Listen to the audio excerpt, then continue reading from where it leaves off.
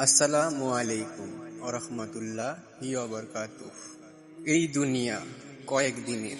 আজ আমরা আছি, কাল হয়তো নাও থাকতে পারি, কিন্তু আমরা কি প্রস্তুত সেই চিরস্থায়ী জীবনের জন্য?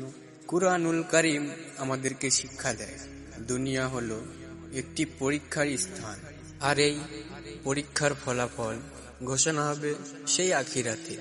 হযরত মুহাম্মদ সাল্লাল্লাহু আলাইহি ওয়াসাল্লাম বলেছেন, তুমি দুনিয়াতে এমন ভাবে থাকো যেন তুমি একজন পথিক।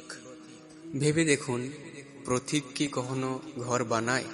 না, সে জানে তার গন্তব্য অন্য কোথাও। আজ আমরা নামাজ ফেলে দিই কাল পড়ব বলে, কিন্তু মৃত্যু কি সময় নিয়ে আসে? মালাকুল মউত যখন আসবে তখন কি আর সময় থাকবে?